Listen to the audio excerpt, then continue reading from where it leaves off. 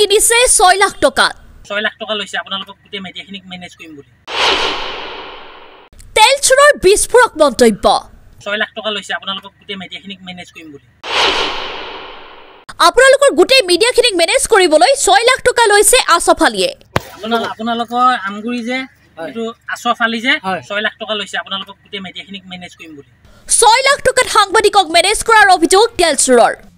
অৱশেষত অভিযানকাৰী আৰক্ষীয়ে তেলচুৰ জেলিলক লৈ উপস্থিত হল শিৱসাগৰত টিংৰাই টুটুমৰাণৰ ঘৰৰ পৰা তেলচুৰটোক আৰক্ষীয়ে গ্ৰেপ্তাৰ কৰিবলৈ সক্ষম হয় অভিযানকাৰী আৰক্ষীয়ে জেলিলৰ জিম্মাৰ পৰা 5টা মোবাইল ফোন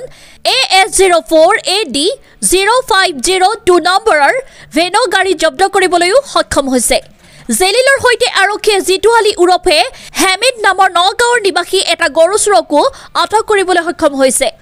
ইতিমধ্যে কেই মুহূৰ্তমানৰ পূৰ্বে জয়সাগৰ আৰক্ষী চকীত জেলত উপস্থিত হৈছেহি অভিযানকাৰী গোট শিৱসাগৰৰ পৰা ৰাতু কুমাৰ দাসৰ ৰিপৰ্ট লেগনন বাতৰি আপোনালোকৰ আমগুৰি যে এটো আছফ আলী যে 6 লাখ টকা লৈছে আপোনালোকক গোটেই মিডিয়াখিনিক মেনেজ কৰিম বুলি আছফ আলী কি প্ৰুফ কি আছে গোটেই মেনেজ হি কৰিম বুলি পইচা লৈছে কেতিয়া লৈছিলে যেতিয়া আপোনালোকে তাত হেবিলাক যে হৈছিলে আমিতো কৰা নাছিলো হি মেনেজ কৰিছিলে আপোনাৰ প্ৰমাণ কি আছে আৰু আপোনাৰ পাপু বৰগোহাঁই যিটো আছিলে যিটো পাপু বৰগোহাঁই হি পইচা লৈছে কিমান লৈছে কোনে লৈছে নাম কিটা কওকচোন নাম কেটা কক কোনে পইচা লৈছিল পইচা কোনোবাই বিচাৰিছিল নেকি আপোনাৰ আছফ আলী আছফে বিচাৰিছিল আছফে মেনেজ কৰিম বুলি কথা পাতিছিল আপোনালোকক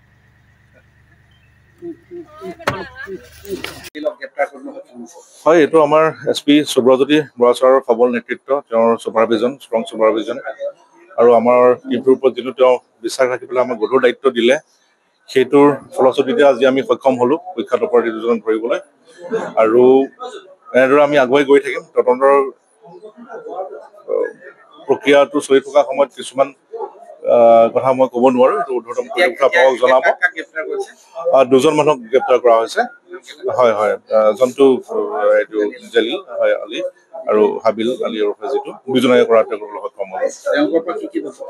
হয় তেওঁলোকৰ পৰা তো আপোনালোকে দেখিছে গাড়ী এখন জব্দ কৰা হ'ল মোবাইল জব্দ কৰা হৈছে আৰু বাকীখিনি উদ্ধতম কৰ্তৃপক্ষই আপোনালোকক জনাব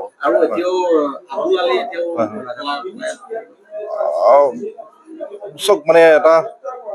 2 দিন দেৰি হ'ব পাৰে কিন্তু আমাৰ যোনটো সদায় আমি সেইটো কামতে আমি ব্যস্ত থাকো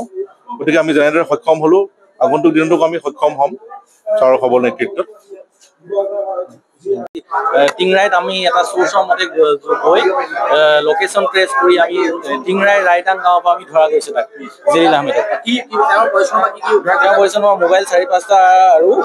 ভেনু গাড়ী এখন হুণ্ডাই ভেনু গাড়ী এখন আমি উদ্ধাৰ কৰিছোঁ পলাবলৈ চেষ্টা কৰা নাই যিহেতু আমি তাক হাতেলতে তাত শুই আছিলে মানুহক ধৰিলে কি মৰাং আৰু শিখা মৰাং তেওঁলোকো জড়িত নেকি সেইটো আমি তদন্তত ওলাব কিন্তু সদ্যহতে আমি তেওঁলোকক একো বেকগ্ৰাউণ্ডটো নাজানো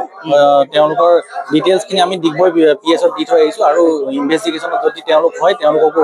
আমি ধৰিবলৈ আহি থাকোঁতে আমি সোধা পোছা কৰা নাই এতিয়াহে আমি সোধা পোছা কৰিম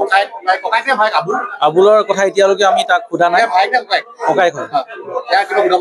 সোধা পোছা কৰা নাই এতিয়ালৈকে আমাৰ তদন্ত আগবাঢ়িবহে এতিয়া আপোনালোকে যিহেতু আপুনি প্ৰায় আজি 22টা ইনভেষ্টিগেশ্যন চলাই আছে এই দুই ভাতৃৰ লগতে আৰু কোনোবা জড়িত হৈ থাকিব পাৰে থাকিব অভিয়াছলি থাকিব কাৰণ ইমান ডাঙৰ হেৰিটো এটা অৰ্গেনাইজ ক্ৰাইম অকলে কৰিব নোৱাৰে আপোনাক ইয়াৰ পৰা বদলি কৰা হৈছে হয় হয় আপুনি ইয়াৰ পৰৱৰ্তী যি তদন্ত সেই তদন্তত আপুনি থাকিবনে নে আপোনাক ইয়াৰ পৰা যিহেতু মই বদলি হৈছে মোৰ 3 বছৰ হৈ গ'ল যিহেতু কেনে মোক ইয়াৰ পৰা মানে এইটো ট্ৰেন্সফাৰ কৰাৰ কাৰণে